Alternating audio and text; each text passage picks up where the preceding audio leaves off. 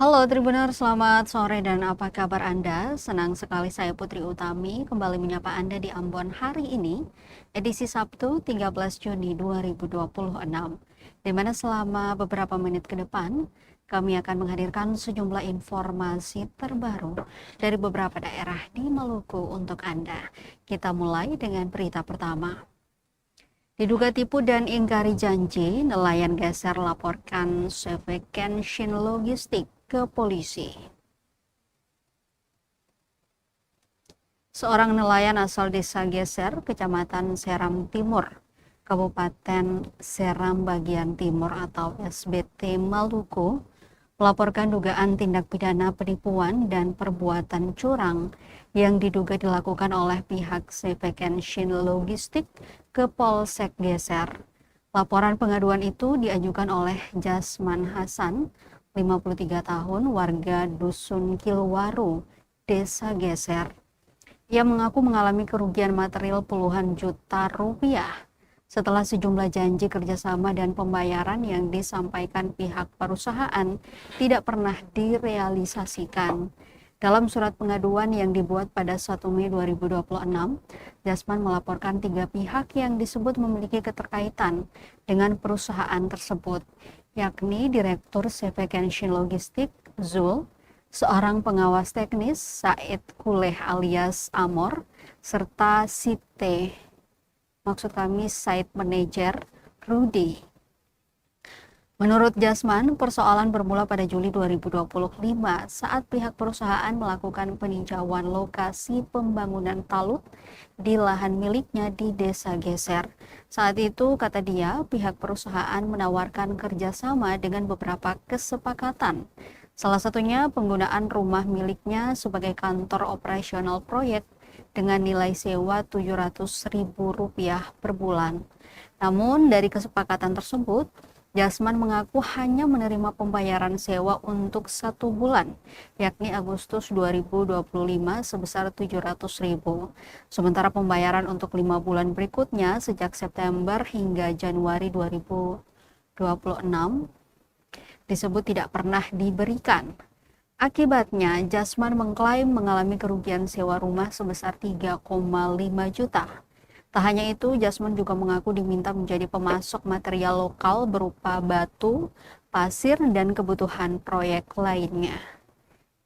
Ia bahkan disebut diminta menyediakan tenaga kerja untuk mendukung pelaksanaan proyek. Dalam perjalanan proyek, Jasman mengaku mendapat informasi dari pihak perusahaan bahwa dirinya akan diangkat sebagai karyawan CV Kenshin Logistik sejak pekerjaan dimulai hingga proyek selesai. Ia berharap memperoleh upah sesuai standar upah minimum yang berlaku di Maluku, termasuk tunjangan tambahan yang dijanjikan selama pekerjaan berlangsung. Namun hingga proyek selesai, Jasman mengaku tidak pernah menerima gaji maupun tunjangan sebagaimana yang dijanjikan. Menurut perhitungannya, nilai gaji dan tunjangan yang belum dibayarkan mencapai 34,35 juta untuk masa kerja 6 bulan. Jasman juga menyoroti penggunaan sebagian lahannya untuk pembangunan taman dan pagar beton yang berkaitan dengan proyek tersebut. Ia menjelaskan saat peninjauan proyek yang melibatkan pihak perusahaan, pemerintah negeri, serta sejumlah instansi terkait pada September 2025. Waktu itu muncul pembahasan mengenai lokasi pembangunan taman dan pagar beton. Karena lokasi awal disebut mendapat penolakan warga, Jasman mengaku mengizinkan sebagian tanah miliknya digunakan untuk pembangunan fasilitas tersebut. Dari situ, ia berharap memperoleh kompensasi yang layak. Namun hingga pekerjaan selesai, menurutnya tidak pernah ada pembicaraan maupun pembayaran terkait penggunaan lahan tersebut. Bahkan Jasman mengaku mendapat tekanan sosial setelah muncul tuduhan bahwa dirinya telah menjual lahan yang digunakan untuk pembangunan taman dan pagar beton kepada pihak perusahaan. Berbagai upaya untuk meminta penjelasan dan penyelesaian, bahkan Jasman telah menghubungi pihak-pihak yang dilaporkan. Namun hingga kini ia mengaku tidak memperoleh kepastian mengenai hak-haknya. Dalam laporannya, Jasman menghitung total kerugian material yang dialaminya mencapai 37,85 juta. Terdiri dari tunggakan sewa rumah 3,5 juta dan gaji serta tunjangan sebesar 34,35 juta. Selain kerugian material, ia juga mengaku mengalami tekanan psikologis, stres, kerugian reputasi di lingkungan keluarga dan masyarakat, serta hilangnya waktu dan kesempatan ekonomi akibat persoalan tersebut. Atas dasar itu, Jasman meminta Polsek Geser menerima dan memproses laporan pengaduannya sesuai ketentuan hukum yang berlaku. Ia juga berharap aparat kepolisian melakukan penyelidikan dan penyidikan untuk mengungkap dugaan penipuan yang dilaporkannya, serta memberikan kepastian hukum atas kerugian yang dialami. Terpisah dari itu, Direktur Sevekensi Logistik Zul saat dikonfirmasi tribunambon.com mengaku persoalan itu akan diselesaikan oleh orang keuangan perusahaan yang berada di Geser. Ditanya lebih lanjut soal penundaan pembayaran yang terjadi, Zul tak lagi merespons hingga berita ini ditayangkan. Sedangkan kedua terlapor lainnya, pengawas teknis Said Kuleh alias Amor, serta site manager Rudi hingga kini belum menjawab konfirmasi.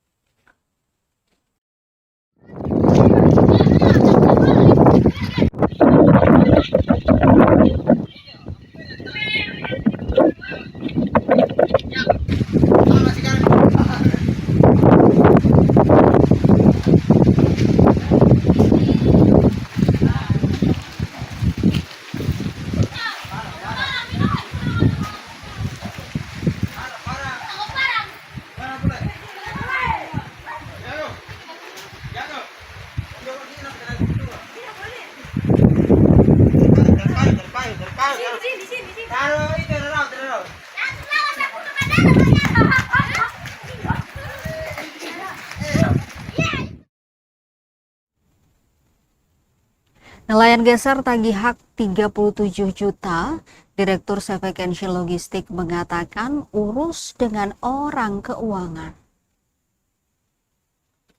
Direktur Sevekensi Logistik Zul akhirnya angkat bicara terkait laporan dugaan penipuan dan perbuatan curang yang dilayangkan seorang nelayan asal Desa Geser, Kecamatan Seram Timur, Kabupaten Seram Bagian Timur atau SBT. Meski dilaporkan ke Polsek Geser bersama dua orang lainnya, Zul tidak memberikan penjelasan rinci mengenai substansi aduan yang disampaikan Jasman Hasan. Ia hanya menyebut persoalan tersebut nantinya akan ditangani oleh bagian keuangan perusahaan yang masih berada di Geser. Namun saat kembali dikonfirmasi terkait alasan belum dibayarkannya sejumlah hak yang diklaim Jasman, Zul tidak lagi memberikan respons hingga berita ini diterbitkan. Pernyataan singkat Zul itu muncul di tengah laporan pengaduan yang diajukan Jasman ke Polsek Geser atas dugaan penipuan dan perbuatan curang yang diduga dilakukan pihak Sevekensi Logistik. Dalam surat pengaduan tertanggal 1 Mei 2026, Jasman melaporkan 3 orang yang disebut berkaitan dengan perusahaan tersebut, yakni Direktur Sevekensi Logistik Zul, pengawas teknis Said Kuleh alias Amor, dan site manager Rudi. Jasman mengaku mengalami kerugian material mencapai 37,85 juta setelah sejumlah kesepakatan yang menurutnya dibuat sejak awal proyek tidak pernah direalisasikan. Menurut Jasman, persoalan bermula pada Juli 2025 saat pihak Sevekensi Logistik melakukan survei lokasi pembangunan talut di lahan miliknya di Desa Geser. Dalam pertemuan itu, kata dia, perusahaan menawarkan kerjasama dengan menggunakan rumah miliknya sebagai kantor operasional proyek. Nilai sewa yang disepakati sebesar Rp700.000 per bulan selama pekerjaan berlangsung. Namun, Jasman mengaku hanya menerima pembayaran untuk 1 bulan, yakni Agustus 2025 sebesar Rp700.000. Sementara pembayaran sewa rumah untuk periode September 2025 hingga Januari 2026 atau selama 5 bulan berikutnya tidak pernah diterimanya.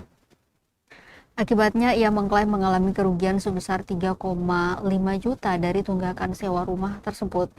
Tak hanya soal sewa rumah, Jasman juga mengaku diminta membantu kebutuhan proyek dengan menyediakan material lokal berupa batu, pasir, serta tenaga kerja.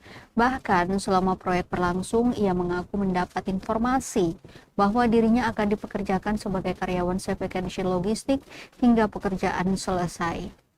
Dengan status tersebut, Jasman berharap memperoleh gaji sesuai ketentuan upah minimum yang berlaku di Maluku, beserta sejumlah tunjangan yang dijanjikan. Namun hingga proyek rampung, ia mengaku tidak pernah menerima pembayaran gaji maupun tunjangan dimaksud. Berdasarkan perhitungannya, nilai gaji dan tunjangan yang belum dibayarkan mencapai 34 juta untuk masa kerja sekitar 6 bulan. Selain itu, Jasman juga mempersoalkan penggunaan sebagian lahannya untuk pembangunan taman dan pagar beton yang menjadi bagian dari proyek. Ia mengaku memberikan izin penggunaan lahan setelah adanya pembahasan bersama pihak perusahaan, pemerintah negeri, dan sejumlah pihak terkait pada September 2025. Saat itu, lokasi awal pembangunan disebut mendapat penolakan dari warga, sehingga sebagian lahannya digunakan untuk pembangunan taman dan pagar beton. Meski demikian, Jasman mengaku tidak pernah menerima kompensasi maupun kejelasan terkait penggunaan lahan tersebut hingga proyek selesai. Karena itu, ia meminta Polsek Geser menindaklanjuti laporannya serta melakukan penyelidikan terhadap dugaan penipuan yang dilaporkannya. Sementara itu, hingga berita ini diturunkan, 2 terlapor lainnya yakni Said Kuleh alias Amor dan site manager Rudi belum memberikan tanggapan atas upaya konfirmasi yang dilakukan tribunambon.com. Kasus ini masih berupa laporan pengaduan dan belum ada penetapan tersangka.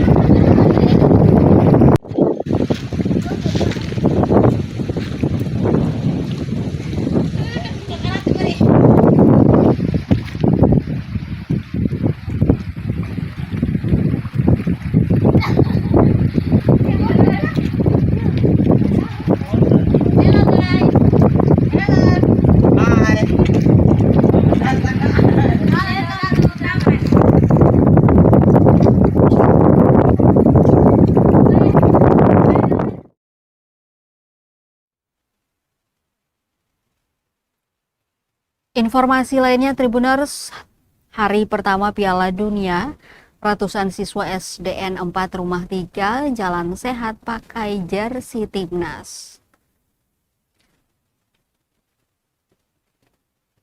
Rutinitas sekolahan pun tersentuh euforia Piala Dunia.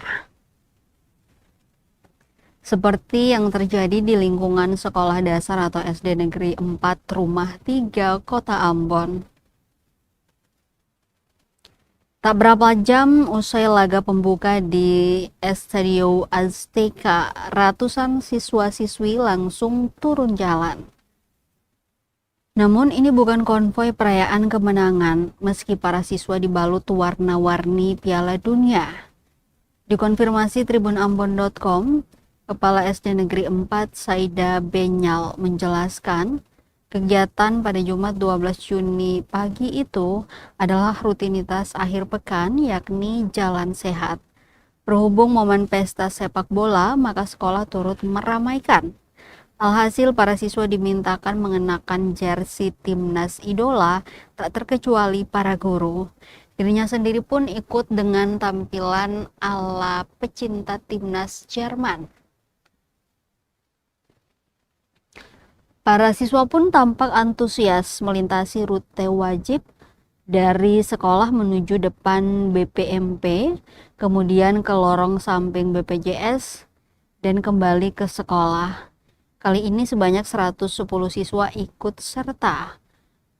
Menurutnya, para siswa tampak bersemangat, serupa orang tua yang ikut mengantar juga antusias.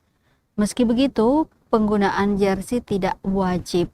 Bagi siswa yang belum memiliki tetap dapat mengikuti.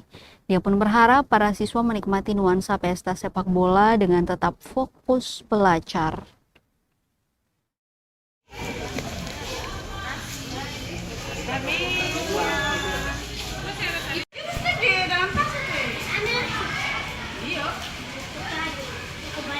Itu ibu punya, siapa hadiah tadi itu?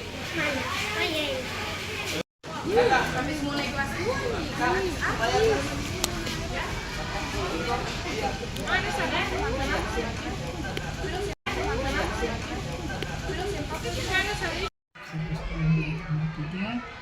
Jadi itu adalah ide, ya. Ide itu yang lagi masa-masanya main tim bola, akibatnya dari teman-teman dulu termasuk saya juga punya ide, besok ini kan hari Jumat, biasanya kan setiap Jumat kita jalan pagi, tapi kan kebetulan ada lagi anaknya bola Piala Dunia, akibatnya saya serukan buat wali kelas bahwa besok semua siswa pakai baju bola sesuai dengan hobinya masing-masing penggemarnya. Lalu kita jalan, kemudian dalam BP-nya dari sekolah putar BPMP, putar BPJS baru masuk ke.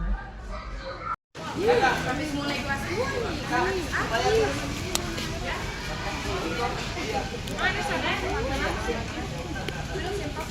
sadar?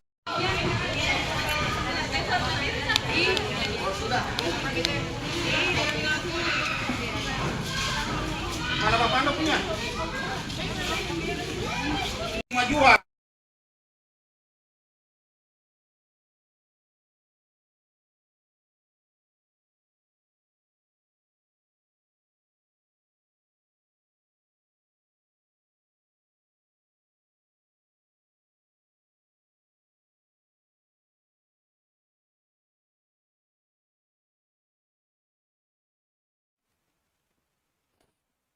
Besaran upah guru dan tendik P3 KPW di Malteng tak menentu, ini penjelasan Disdikbud. Di tengah tantangan fiskal daerah, besaran upah pegawai pemerintah dengan perjanjian kerja atau P3K paruh waktu dan tenaga kependidikan atau tendik Kabupaten Maluku Tengah dikabarkan tidak menentu. Asalnya penyaluran upah disesuaikan dengan porsi dana bantuan operasional satuan pendidikan atau BOSP di satuan pendidikan masing-masing. Hal itu berdasarkan surat relaksasi yang diterbitkan Kementerian Pendidikan Dasar dan Menengah atau Kemendikdasmen RI, di mana dalam edaran tersebut BOSP sekolah negeri di porsi 20% untuk gaji pegawai P3 KPW dan tenaga honorer. Sementara satuan pendidikan swasta di porsi 40%. Dengan besaran upah yang berbeda, Dinas Pendidikan dan Kebudayaan atau Disdikbud Maluku Tengah akan melakukan monitoring dengan cermat pengusulan 20% dan 40% BOSP untuk upah guru dan tendik P3 KPW. Dengan begitu, Disdikbud memastikan 20% upah P3 KPW benar-benar terpenuhi dari dana BOSP. Dikonfirmasi soal besaran spesifik gaji P3 KPW, Syahril tidak berkomentar lebih. Ia menambahkan terdapat kepatutan belanja buku dari dana BOSP tidak boleh di bawah 10%, belanja sarpras maksimal 10%. Sementara untuk durasi kerja, ketentuannya disesuaikan dengan jadwal kerja semula saat para guru dan tendik masih bertugas di sekolah. Syahril mengatakan sebaran P3 KPW lingkup Disdikbud Malteng hampir tersebar di semua kecamatan.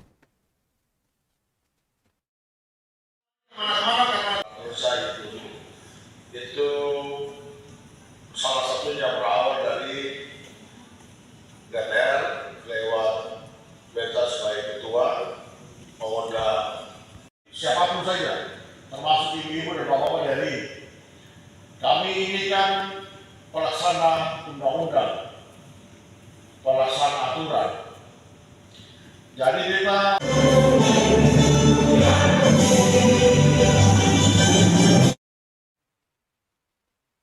Kita ke berita terakhir, Tribuners. DPRD SBT setujui 5 ranperda. Bupati Fahri minta OPD segera siapkan aturan turunan. Dewan Perwakilan Rakyat Daerah atau DPRD Kabupaten Seram Bagian Timur atau SBT menyetujui 5 rancangan peraturan daerah atau ranperda yang diajukan pemerintah Kabupaten SBT dalam rapat paripurna ke-10 masa persidangan 2 tahun 2025. Persetujuan tersebut disampaikan dalam rapat paripurna yang dipimpin Ketua DPRD SBT Risman Sibualamo pada Kamis 11 Juni sore. Bupati SBT Fahri Husni Al-Katiri mengatakan, 5 ranperda tersebut sebelumnya telah melalui pembahasan bersama panitia khusus DPRD. 5 ranperda yang disetujui meliputi perubahan ketiga atas Perda nomor 7 tahun 2016 tentang perangkat daerah. Kemudian ranperda tentang perubahan bentuk hukum perusahaan daerah mitra karya menjadi Perseroda Seram Timur Maluku. Selanjutnya, ranperda tentang perubahan bentuk hukum perusahaan air minum mitra karya menjadi Perumda Wainusa. 2 ranperda lainnya yakni tentang tanggung jawab sosial dan lingkungan perusahaan serta pengembangan ekonomi kreatif. Fahri menyebut persetujuan tersebut menjadi langkah penting dalam memperkuat tata kelola pemerintahan dan mendorong pertumbuhan ekonomi daerah.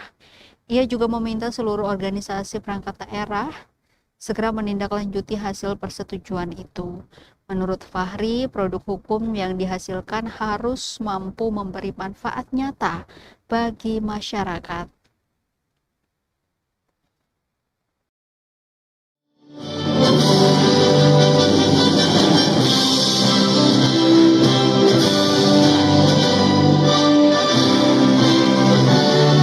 Anggota Koordinasi Pimpinan Daerah dan